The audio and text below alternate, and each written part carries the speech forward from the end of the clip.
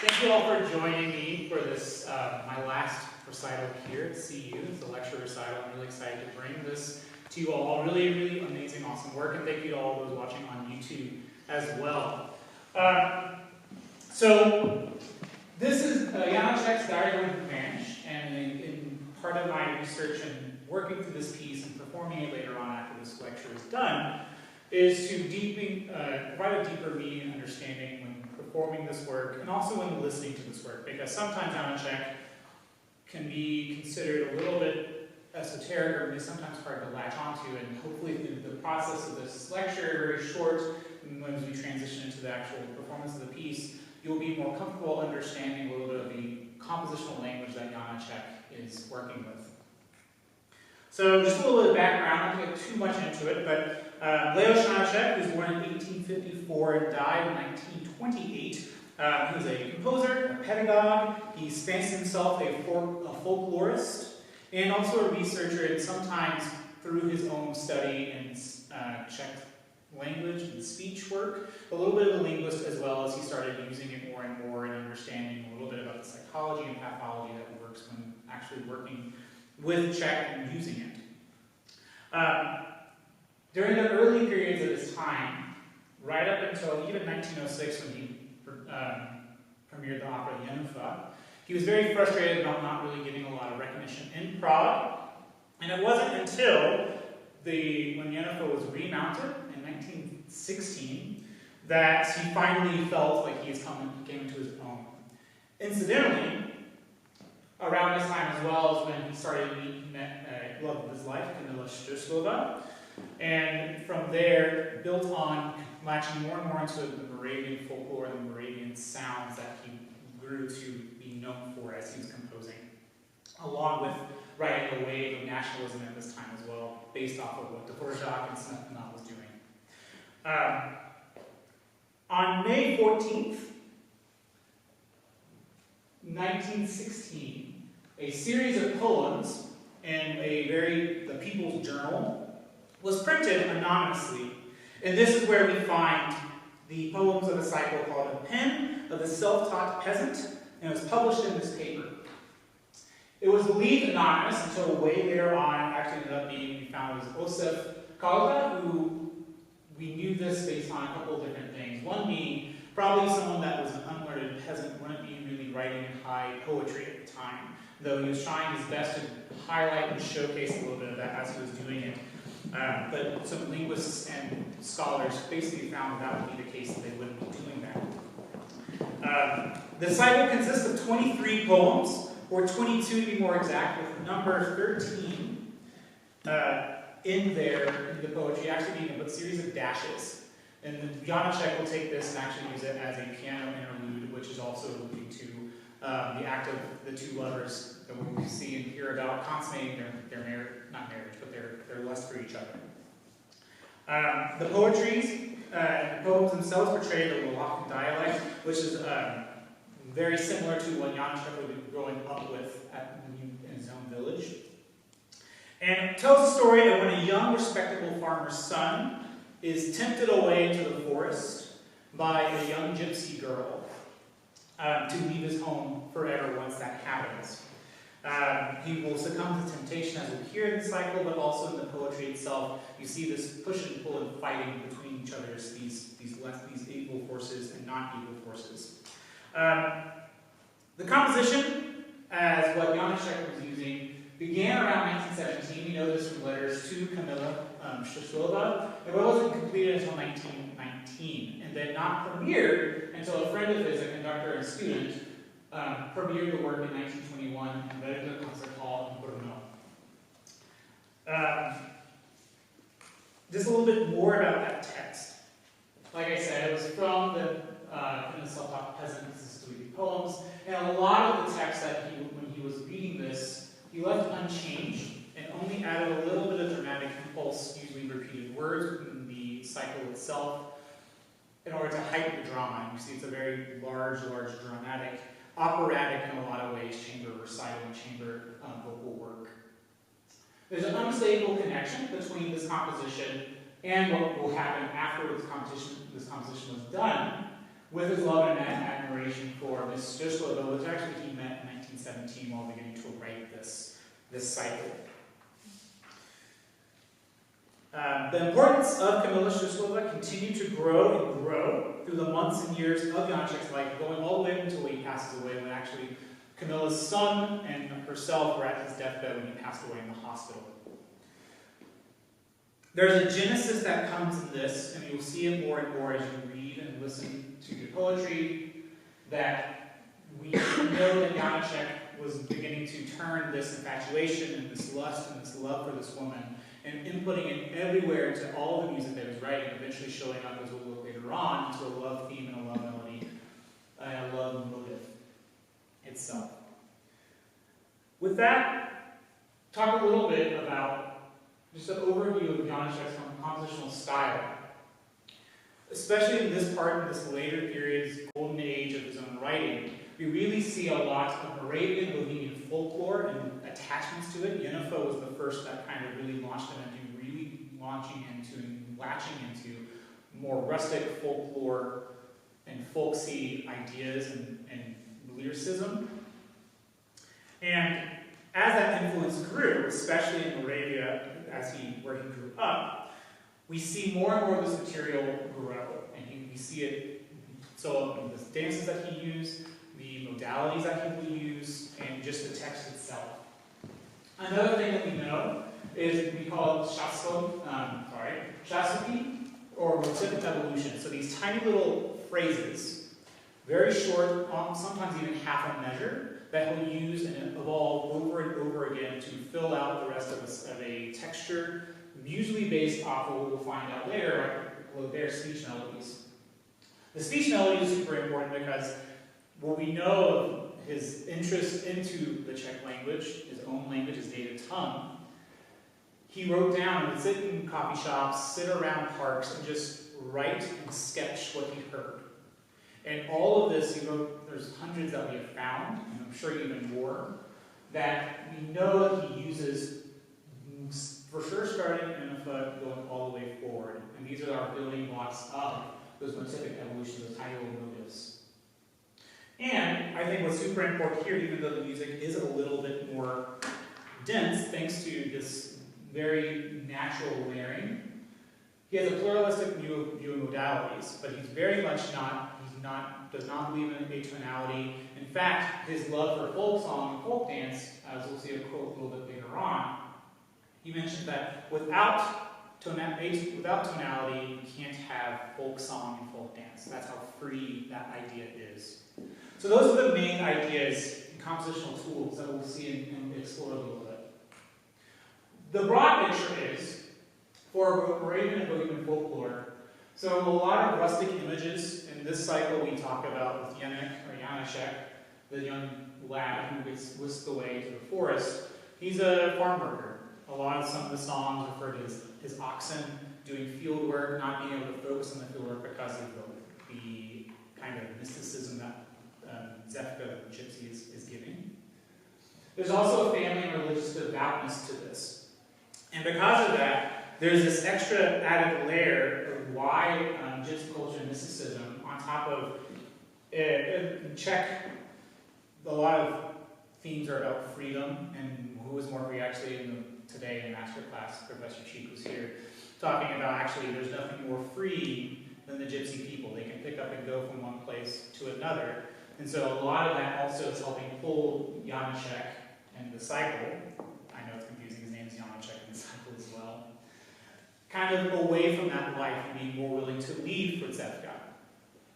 And then in a very more classical term, found in German folklore, Bohemian folklore, Moravian folklore, this idea of these mystical woods, this Lorelei in the forest, always trying to tempt everyone away through literally a song that we'll hear, the gypsy song in this piece. And this all is being built and utilized by Janáček and attempts to further just get back to his roots as a composer and as a Czech and Moravian. The influence of folk song and dance, and this is very, very clear. There's a rhythmic freedom within this meter, though simple and compound at times. These are also built on these Czech speech melodies. And I think it's impossible to separate the importance from those two ideas, but we're going to do a little bit of that coming up in a second.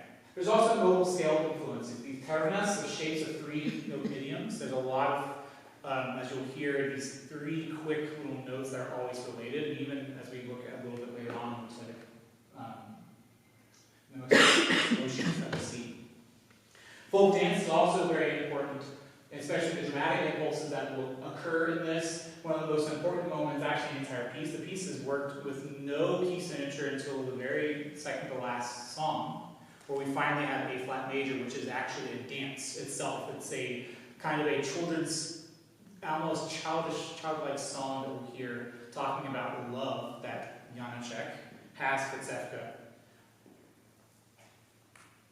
So, one very simple, this is in the sixth song, we'll hear this coming up, is we see the very free rhythm, yadadam, badadam, badadam, badadam. It's that lilting feeling. This is when we're talking about he's not able to focus in the fields, working with his ox, because he keeps thinking about Zefka in the back of his mind. We hear a little bit of that being drawn out. But this is one good example of how we have this rhythmic influence that is for sure heightened by the idea and the connection to folk music and folk style dancing. Another really great one, this is in the same song, we see that usage of all the tercezemnie. We have even more duples against triples, that feeling right there, so we even have more syncopation, which is a very common Moravian Bohemian dance style. You always are feeling some form of syncopation at some points. It's always free, that's the whole idea. And then at the very end, song 20, we have, this is that childlike song, we have very we have literally almost a wedding feeling, like a wedding style dance almost. This buoyant happiness that we'll hear will get dragged down a little bit, but it's that idea, again, with folk song and folk dance being utilized. The next aspect we're going to dig a little more deeply into and spend a large chunk of this lecture about are speech melodies, these natural inflections and pitch relationships that we use. So we can really identify two major styles of speech melody utilized in this piece. The first is going to be a motive that's usually starts at a little bit of higher pitch and gradually descends down. That is a very common Czech inflection pathology anyway. And so we just hear it even more in this idea. Another one that we'll hear in here that Janáček actually found out by listening and working with children was this threatening intonation, always going high. We'll see this a lot. So they're about some theorists, they try to, I think, overcomplicate it by saying it's usually always appears itself in a fourth, in a rising fourth. I think in general what we're looking for is because so much of this music that you'll hear today, this evening, kind of ends in a down slope. Whenever it ends in an up slope, it always tends to be in this threatening manner. Literally, an example we'll look at can be more threatening than it actually can be. And then, in the same idea of that folk oration idea that you're all seated around a campfire and you're telling this story. So ideas of kind of bringing in either through pitch relationship, bringing down a pitch level, repeating text to draw people in around the campfire to tell the story. This is another thing that he will use in speech melodies, kind of he'll break in and out of it, as we'll see, both when it won't be as quick that we'll hear, but he's always trying to bring them in to this kind of campfire storytelling of someone leaving and vanishing. So the first one, observation, and a couple of these, observation A, so this is that downward sloping. It's always going down. Another one,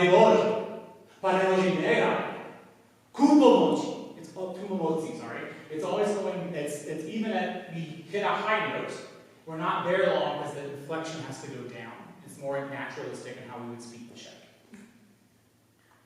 Another example, when we extend out, so we're not as quick, very specifically, we look for those 16th notes, it's usually very quick, but we can also have that same relationship as we expand it out. So in this instance, oh, Bože, roz Bože.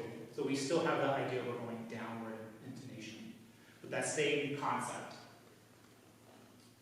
Observation B, we have that threatening tone. Literally what's happening here, to spoil the story, but Janáček, this is the morning after, he's threatening his ox to stop staring at him and judging him. So literally, we're going up in intonation and pitch because we're literally threatening our ox to stop judging us. Another one, this is talking, we have it's another idea where this is when we're about to threaten to cut our own fingers off a little bit. I think I happened before here. The self-doubt, the self-mutilation, and anger at oneself for doing the deed, but also being happy that the deed was done. Another example of that. This goes into that storytelling. He doesn't use the repeated text in terms of immediate repeated text. He doesn't use it very often. This is in the very first song. And we see here, we have that higher inflection, that higher feeling. And then we have it a little bit lower as if we're drawing people in to really, this is in the very first song I mentioned, as we set the scene going forward. We have one more, the same idea, where we have a full phrase as we go through. And again, we're kind of drawing people in. This is a self-doubt where there's this self-inward negligence of accepting one's feelings, and this is exactly what's happening here as we're telling the story.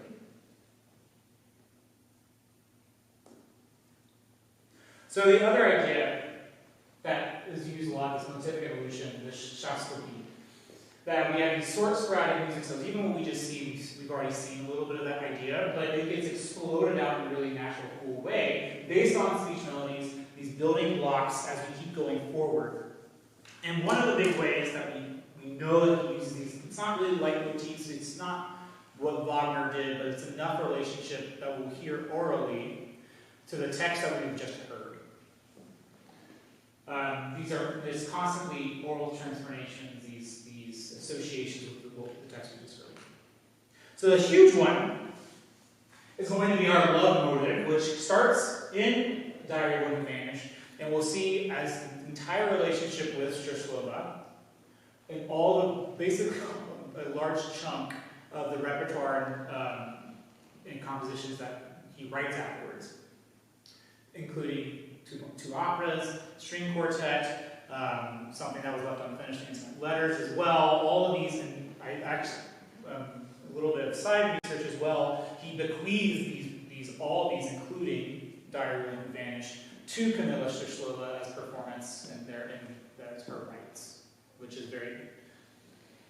So this is our love motive here. It's usually always related to A flat minor key, sometimes relative major key as well. And we have these three note terminals that we already talked about. So A flat, D flat, E flat.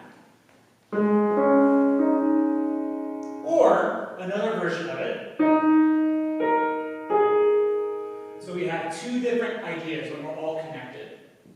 I mentioned, actually to Dr. Sheik, this is my favorite slide because everywhere it occurs is basically the entire cycle.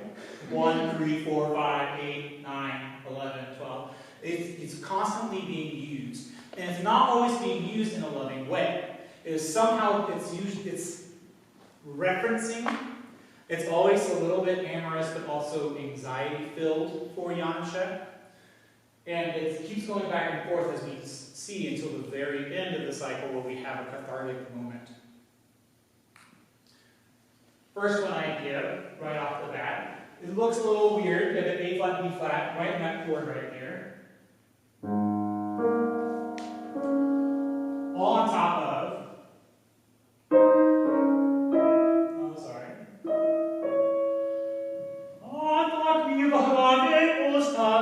So we all are in that same motive and idea. There's another one of my favorites. This is when, this is when Zefka is here.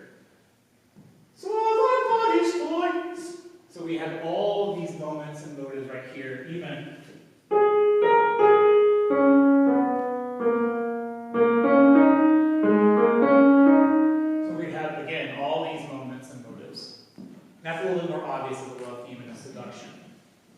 Though less obvious, but perhaps you can see it. It's not in our cuckoo birds that we have, but we actually have it. All these different transformations. At the very end, or, and again we have a flat major right there as well. Another one. This is talking about fates that can be escaped from. Again. The G natural is there just completely off, but it's still that same idea and same melodic relationships. One more there. This is a little at the very end. Then we have a very direct quotation of that.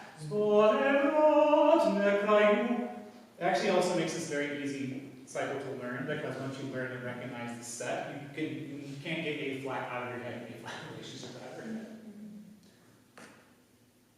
Another really cool one, I'm picking up just a couple. There are dozens in this cycle that we could talk about and bring out, but these are a couple I want to showcase. One is actually going back to that idea that you cannot escape, man cannot escape their fate. So here we have Mezzo-Soprano. So that's our speech rhythm. And again, what we're seeing now is not just that the piano echoes it, but what we're going to see in a couple of seconds here is how pervasive this is. Right there, same motive later on. We have the 16th notes, all the way until eventually they're going continuously.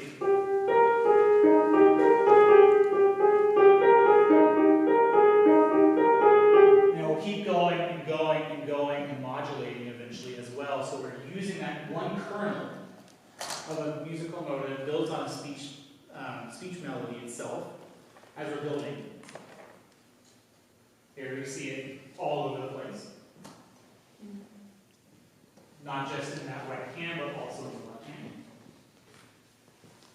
And in this little spooky music, as we all have some spirits. We have it, never touch it, never touch it, never touch it. So we're always talking about you can't escape.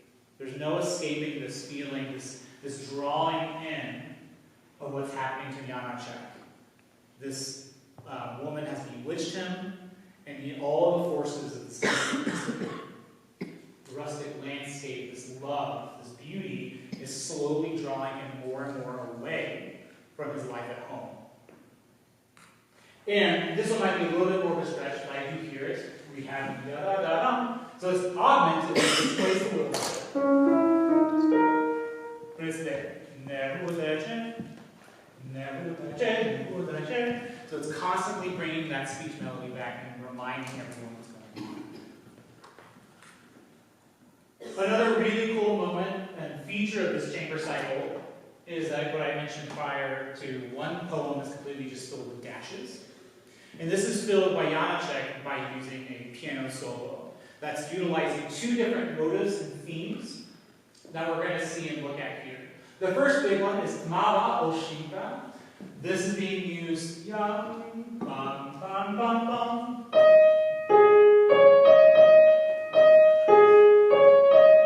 This idea that we're doing that fall, the rise, and the back fall, and the rise again.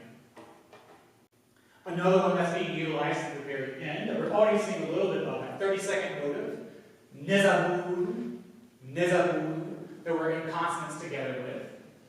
And what Janáček does brilliantly is bring these two together as the idea that he has these two motives, these two building blocks, and will not smash them together, but in fact weave them together to create a full musical moment, and with texture, melody, and lyricism.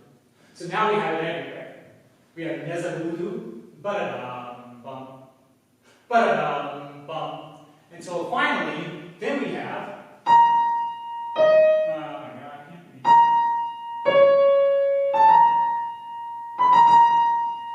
we have that idea that yum, bum, ba-dum. He's changed it ever so slightly by taking it away from triplets. But it's the same motive and transformation of that motive that's weaved through the entire moment of this very erotic moment between Janáček and Zefka.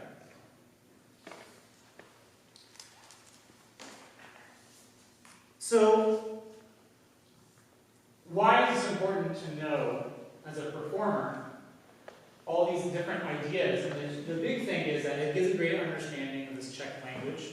It helps in a lot of ways, especially once you get used to these little motivic ideas and the speech melody. It makes it easier to speak and pronounce the Czech at times. It also makes it easier to understand and learn as you're going through the cycle of that is as minutes as this is 22 songs, 21 songs total being sung.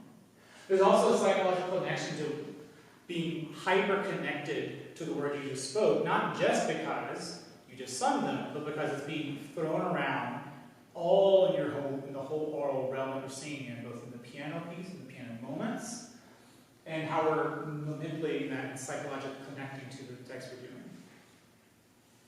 There's vocal pacing that's also going to be super important, that we learn through this by understanding where do we need to give in terms of give and take with the piano texture and what we're working with. And then obviously a greater collaboration between voice and piano. This whole week has been a super special week. Dr. Cheek and I basically put this cycle together this week fully. And what's been interesting is the collaboration that we've shown going back and forth between, well, I hear this and I hear this, and we actually creates a stronger understanding and piece. As an audience experience, I think it's also very important because you can feel a more clear and dramatic arc as you go forward. In this oral world where your imagination will run wild. And I specifically only picked a couple of these short motives for you to point out because I want to see what else is drawn out from what you're understanding and hearing. Again, also that motivic understanding is part of that. You understand now that you're going to be listening for a rise and fall in pitch level. You'll recognize that as one of that speech melodies. You might be listening a little bit for when a phrase ends on a higher note as opposed to a lower note. What is that in terms of you're connected to? Is this a threat? Is this some kind of negative emotion that's occurring? So it's also helping you have a psychological connection to what's also happening and going on, along with understanding the musical language. With that, we're going to transition in like five or so minutes as we get ready and prep to present the cycle for you all. And what I invite you all to do as you read, we'll have super titles going up on here as well, so you don't have to necessarily flip through your pages if you want to just kind of listen and be involved that way. But we'll have some questions and answers at the very end of the cycle as we talk a little bit more about what you might have heard, any clarifications that you might have had from the lecture itself. But now take a couple of minutes here, take a stretch, and then we'll dive into some Janáček.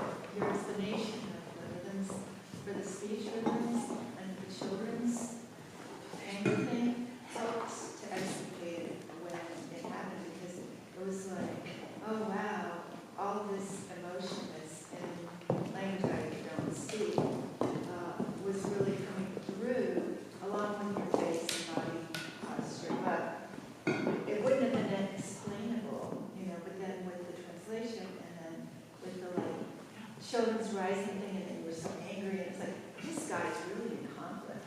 Yeah. He doesn't understand, and he's just discombobulated. So it was very helpful to have the speech rhythms and that explained along with everything else. And the music was so gorgeous. Yeah, Awesome. Really. Yeah, it doesn't have to be thorny and scary. Janáček is, and Czech doesn't have to be that either. It's a very accessible language. It's a very vowel-dominant language. It has a lot of consonants, but it's so vowel-driven that part of my pedagogic research, not this performance research, is actually using Czech in undergraduate teaching and showcasing using that to help technique. I had many conversations with Dr. Cheek when we're putting this together about how actually this is, outside of being late at night, this is actually very easy to sing because of the Czech. If it was any other language, like if I tried to sing this in German, I think it would be a completely different feeling because of all the issues that happen in German, not only technically, but also diction-wise as well. There's even more negotiation, I think, that has to occur almost. So, yes, no, bad. Yes. Okay, so the first question I have is, how important a role do you think silence plays? So a little bit of how this is set up, it's actually very much like a typical, almost Greek drama, where you have these very, very standard pauses. We have Song 1, which is an interlude, introduction, but it's a taka in there, but there's a whole chunk of about 7 songs, before we have a pause. It actually literally says lingua pausa, so we're actually supposed to take a break. I think it's partly a little bit of stamina, mental, language, pianistic stamina as we keep going, especially at the very end. We have 2 chunks, then a pause, and 1 chunk and a pause because it's such a large undertaking, because it's still 22 songs, even if I'm not a part of all of it, but also helps break up the scenic idea. So silence is super, super important. It's not utilized a lot in this outside of those pauses, which could be for any number of reasons of why. I find it interesting you say that, because I actually heard a lot of the piano solo. There was a lot of those sort of dramatic pauses, short moments of silence and rest, but Dr. Cheek, what do you think about the significance of those? Or Ben? Yeah, for me, that answer is if this has been mounted on stage several times, a bunch of times actually. I think it's overtly operatic in how he tries to not be so operatic about it. He tries to be more organic. But that piano solo, you can hear a young man who's probably never, pardon my language, had sex before, and so there's that hesitancy, but also excitement, which is very clearly towards the end where you finally have the excitement. And you can kind of hear the swell of the music when it comes in, but those initial punches and dots, those 3-note rhythm motives, specifically, for sure utilize that idea, that drama, that he's trying to be organic about it, by using those tiny cells of music. Very cool. I have one more question. Is there, or maybe 2 actually, is there a fate motive? Because fate is like a really heavy... I would argue that the netoteshe, that is that idea, which once it's introduced, the whole concept is in the first 6 songs, that you can't escape once you have it. And I think it's drawn in there ever so often, usually more strung out, I think, and then until we can get back to the Toko Suzuno and toward the very end where it's everywhere all the time. It's everywhere. So there is for sure a fate motive. Right. I don't think it's as prevalent. It is prevalent in this. I don't think it's as strong of a draw as the love motive, the flat stuff, but yeah. Is there one for family? No. You talked about the themes of family devotion and religious devotion, and so it's both religion and family. Well, so sometimes, so a couple of the panagoges that occur in the Dear Gods actually are in that love motive. So it's also that idea, it's that duplicitousness. It's not just love lust, but also love reverence to family as well, which is a huge, huge thing. Does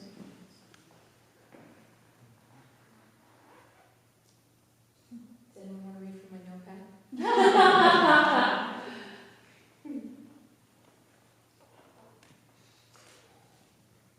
I do another one. What about supernatural events? Like So you because there was a couple moments where you were like, straight dark eyes. I know that's probably Zefka, like creeping out there, but is it? I mean, there are elements of the supernatural. Did you talk about like? Yeah, I mean, there's definitely that element in terms of just Moravian and Bohemian and Germanic folk tales, like we mentioned before, with that, scary things in the forest, but also that how many songs are set on the Lorelei, especially in German Lieder, and in some Czech song as well. So that's a huge, huge aspect of it. But I think it comes forward in this piece more so as more of a lust towards Zefka as the magic. Mm. But you can twist that in a way that will maybe Janáček, it is magical. That lust, that emotion he's never felt before is a form of magic that can be captured that way as well. Yeah. But even in those moments like the black eyes one or the flashing eyes, I think is the text, I believe is in the love motive. Mm. It's in that modality. So even then it's always being utilized in that way somehow. Do you find him sympathetic? In what way?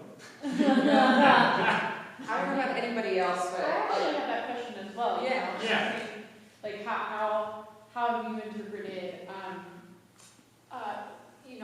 the fact that he does go against all of the things that he believes? Do you find that sympathetic, or do you find that, do you think Janáček was portraying him sympathetically or not? Well, so there's for sure that notion, if you want to go straight to the composer side of things. So what wasn't mentioned in the presentation, because it is pertinent, but it's not. So the big thing about this love story between Janáček and Camilla is that they're both married. Mm.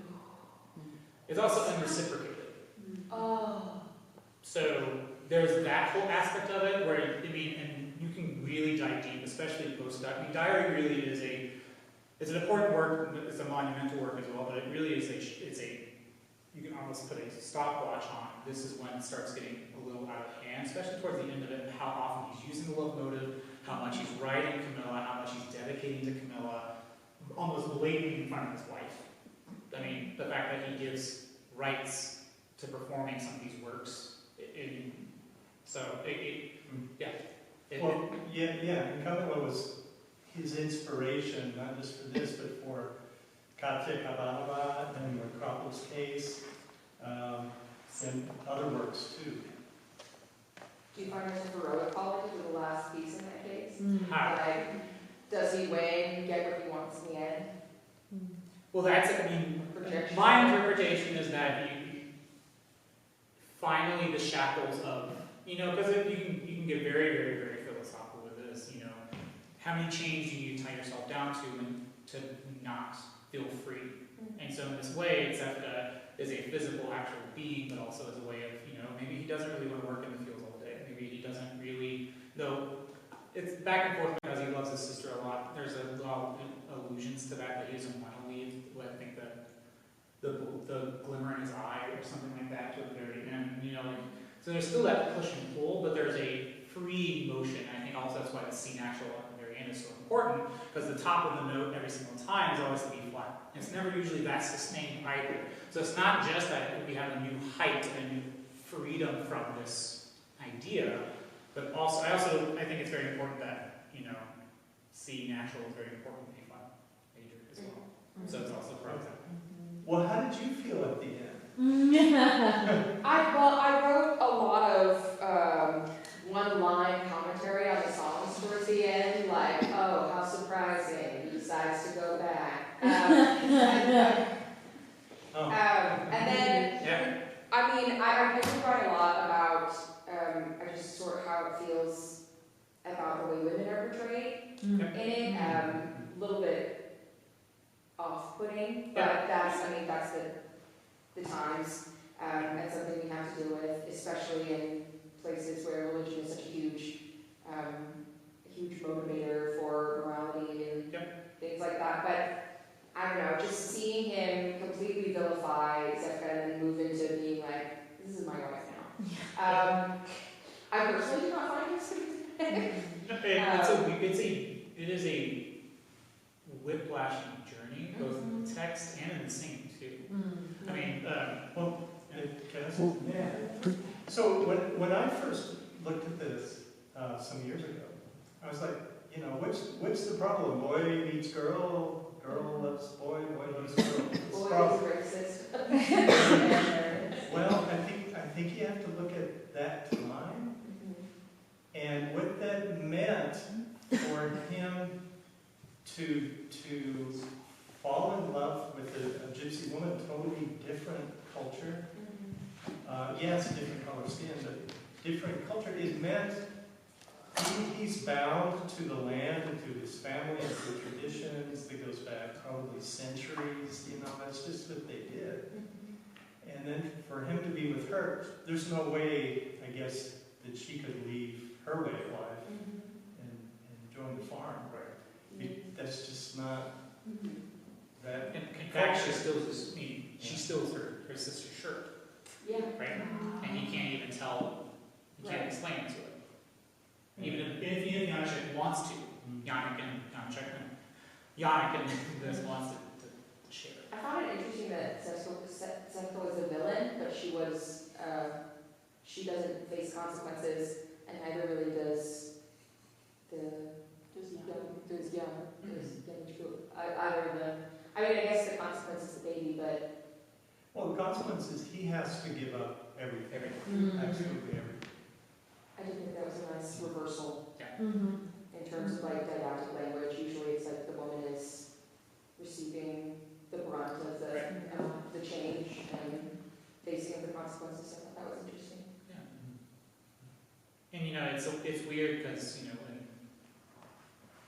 Aristotelian Greek playwrights, you know, you have that last moment of catharsis, and it's a different kind of catharsis when you look at it. In either lens, it's really more of a musical catharsis and not so much anything else, depending on if you really think about it all as like leaving behind